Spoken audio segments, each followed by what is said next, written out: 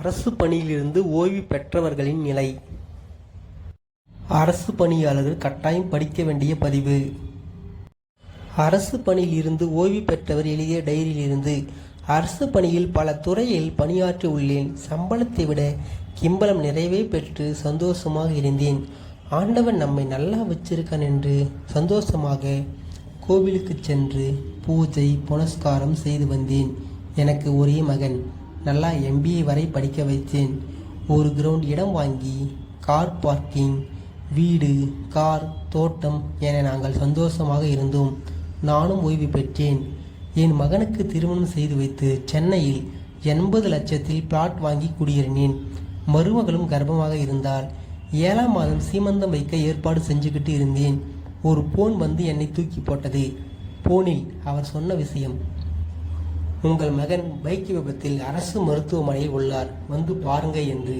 விழுந்தடித்து சென்று பார்த்தேன். என் மகன் கோமா நிலைக்கு தள்ளப்பட்டான். என் மருமகளுக்கு ஆண் குழந்தை பிறந்தது. ஆனால் என் மகன் 2 மாதத்தில் உயிர் பிறந்து விட்டான். என் மருமகள் அவர்கள் வீட்டுக்கு குழந்தையுடன் சென்று விட்டாள். பின்னர் அவர்களுக்கு ஜீவனாம்சம் மற்றும் பேரன் வாழ்க்கை செலவு என வழக்கு தொடர்ந்து எங்கள் சொத்துக்களை எல்லாம் வாங்கி கொண்டாள். இப்போது எனக்கு கிடைக்கும் பென்ஷனை வச்சுத்தான் காலம் போகுது. சாப்பாடு செலவுகள், வீட்டு வாடகை போக மூட்டி வலி, சர்க்கரை போன்ற நோய்கள் பற்றி கொண்டதால் மருத்துவ செலவு வேறு. அப்போது தான் யோசித்தேன், ஏன் நம் வாழ்க்கை இப்படி ஆனது என்று. என் மனம் சொன்னது, நீ வாங்கிய லஞ்சம் தான் உன் வாழ்வை சீரழித்தது என்று. சரி, லஞ்சம் வாங்காமல் என்னுடன் சமகாலத்தில் பணிபுரிந்த என் நண்பர் ஒருவரை தொடர்பு கொண்டேன்.